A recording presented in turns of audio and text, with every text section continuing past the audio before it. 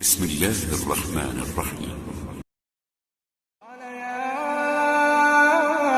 أيها الملأ أيكم يأتيني بعرشها قبل أن يأتوني مسلمين. قال عفريت من الجن أنا آتيك به قبل أن تقوم من مقامك وإني عليه لقوي أمين. قال الذي عنده علم من الكتاب أنا آتيك به قبل أن يرتد إليك طرفك فلما رآه مستقرا عنده قال هذا من فضل ربي ليبلوني أأشكر أم أكفر ومن شكر فإنما يشكر لنفسه ومن كفر فإن ربي غني كريم. قال نكروا لها عرشها ننظر أتهتدي أم تكون من الذين لا يهتدون.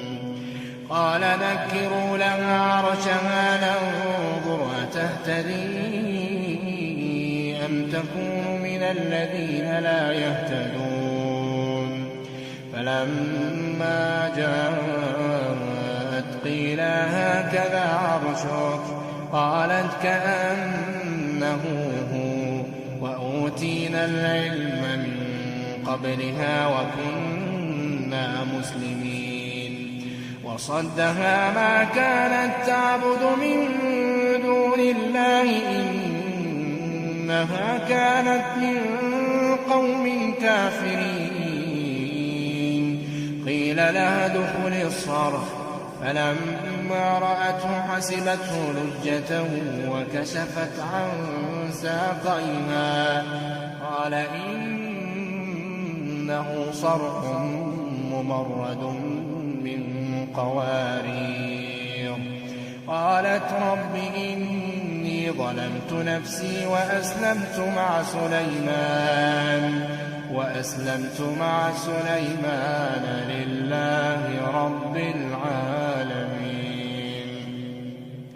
ولقد أرسلنا إلى ثمود أخاهم صالحا أن اعبدوا الله فإذا هم فريقان يختصمون. قال يا قوم لم تستعجلون بالسيئة قبل الحسنة لولا تستغفرون الله لعلكم ترحمون.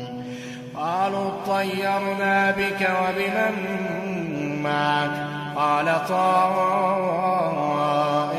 عند الله بل أنتم قوم تفتنون. وكان في المدينة 9 رهط يفسدون في الأرض ولا يصلحون.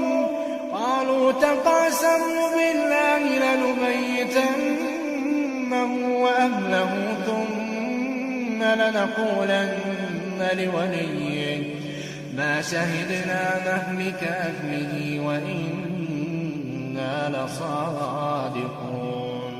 ومكروا مكرا ومكرنا مكرا وهم لا يشعرون. فانظر كيف كان عاقبة مكرهم أنا دمرناهم وقومهم أجمعين. فتلك بيوتهم خاوية بما ظلموا إن في ذلك لآية لقوم يعلمون. وأنجينا الذين آمنوا وكانوا يتقون.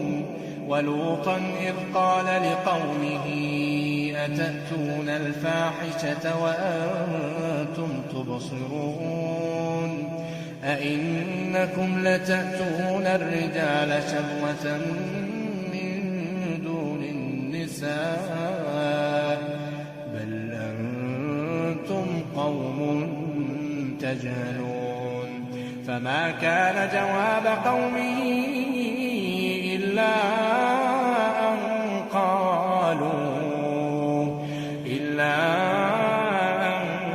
قالوا أخرجوا آل لوط من قريتكم إنهم أناس يتطهرون